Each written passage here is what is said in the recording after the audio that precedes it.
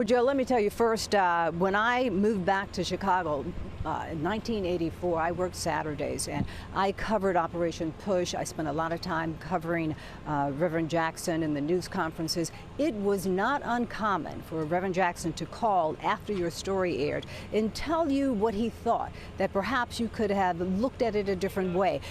There was another angle you should have thought about. I was not the only one. Former Sun-Times columnist Mary Mitchell, she also got her fair share of phone calls and had an interesting relationship with the Reverend as well. Well, you know, it's interesting. Covering Reverend Jackson meant that you had a choice. You had a choice of, I'm a journalist first, an African-American second, or I'm an African-American first, and I'm a journalist second. Because for black journalists, at the time that I was covering him, for black journalists, they were between a rock and a hard place. If they wrote something that was not complimentary, but, you know, calling into account something that Reverend Jackson was involved in, then it was seen like you were being a traitor to your race. If you didn't write something to cover the accountability factor of him being a world-class leader, if you didn't write about that, then it was readers thinking you were being biased. So I remember covering the Reverend and sometimes getting a phone call. Tell me about the phone calls you got. Oh, man.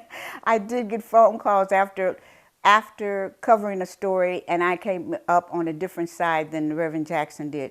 But this is the thing that was amazing about him. He never held it against you. He would call you.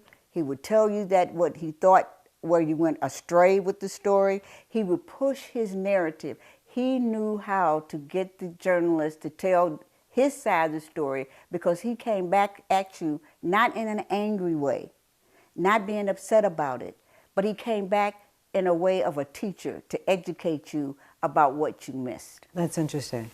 That's interesting. And you were able to travel with him? So in 2006, there was a 34-day war in the Middle East, and there was 2 Israeli soldiers had been abducted. Jesse Jackson decided that this was something that he could get involved in because he had done it in the past. He came into the newsroom and told the editorial board, you know, he was going on a humanitarian mission and he wanted invited a journalist to travel with him. My editor asked me if I wanted to go. I said I would, and that's how I really got to see the other side of Reverend Jackson. What was the other side that you saw? The other side that I saw was he was a prophet everywhere but in his own town, because in the Middle East, he was treated like dignitary, like a presidential dignitary. He was treated like, you know, a royalty. He was treated with red carpets. He was treated with, you know, a convoy of cars meeting him at the airport. He was treated as if he was a world-class leader.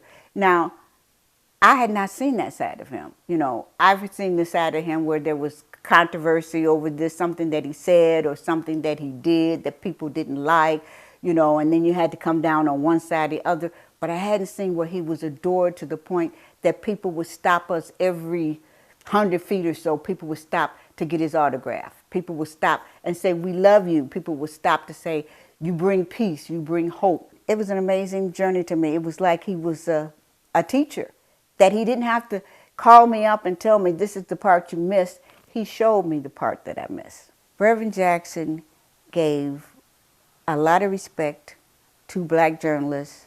He was there for us.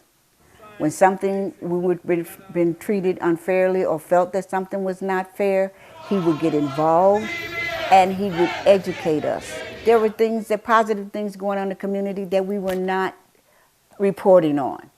And there were events that he was holding that nobody was interested in putting in the paper, you know, and they didn't assign us to do it. Well, he wanted us to be able to fight for that. He wanted us to be able to tell the other side of the story. And so I will be forever grateful for that, because it made me a better journalist in the long run. Mary is right. Reverend Jackson had a huge amount of respect for all journalists, and he may have called you, but he also allowed you to do your job. Jim, Joe, back to you. Yes, he did, Dorothy. He was persistent with journalists and with everybody else. Thank you.